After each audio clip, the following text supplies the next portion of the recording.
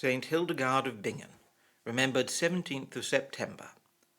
Hildegard was a Benedictine nun, a mystic, a theologian, famous for her advice and letters, a political figure who created controversy and challenged the Holy Roman Emperor, a pharmacist, a composer and poet, artist, author, playwright, credited by some as the founder of scientific natural history in Germany, and a Christian saint.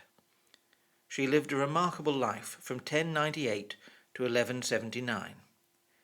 Hildegard was born in what is now modern-day Germany to a family in the lower ranks of the nobility, the youngest of 10 siblings, although only the names of 7 survive.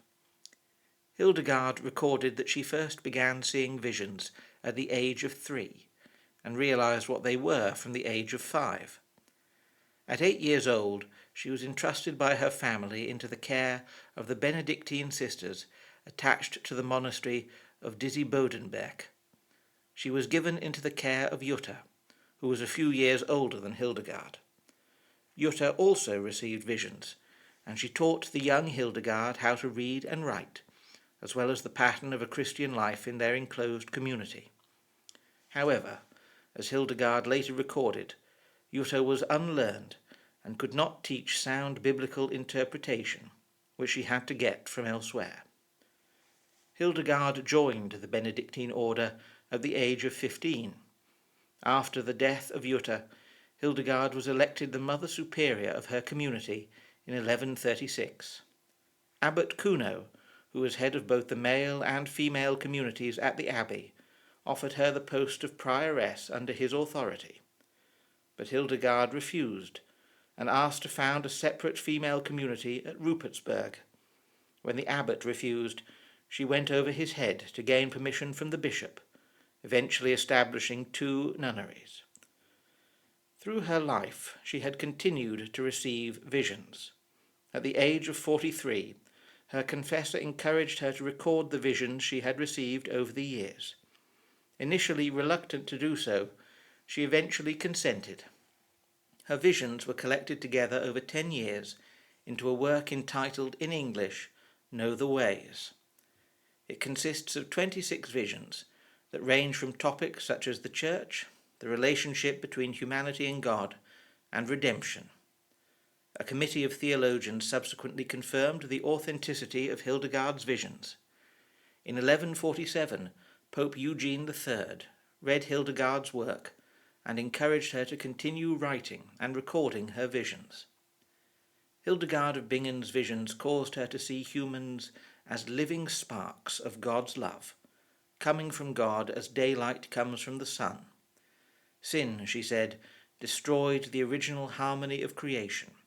Christ's redeeming death and resurrection opened up new possibilities. Virtuous living reduces the estrangement from God and others that sin causes. Like all mystics, Hildegard saw the harmony of God's creation and the place of women and men in that.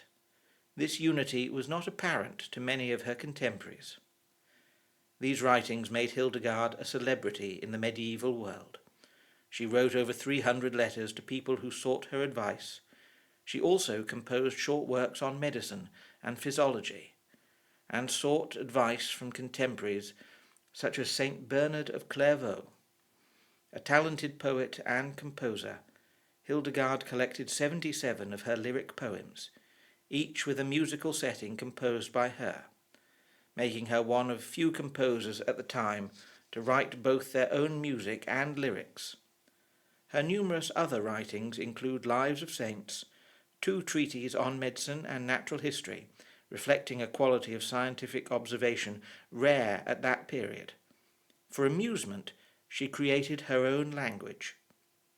Hildegard preached publicly and to large crowds of clergy and laity, which goes against the modern received stereotype of the Church in this era.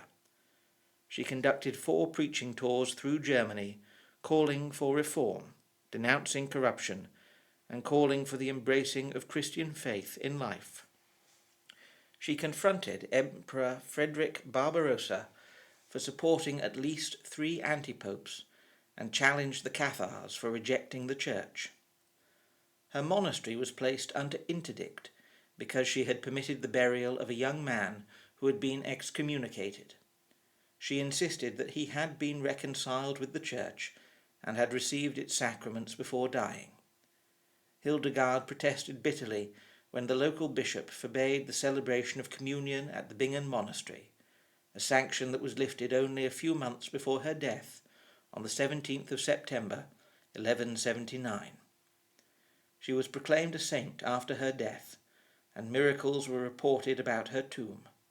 Her writings and insights into theology, on the life of faith, and the relationship of humanity and creation to God still influence and inspire. Her quotability, such as the famous statement, "Women may be made from man, but no man can be made without a woman," has ensured that she is still read today. Her music is still performed and sung around the world.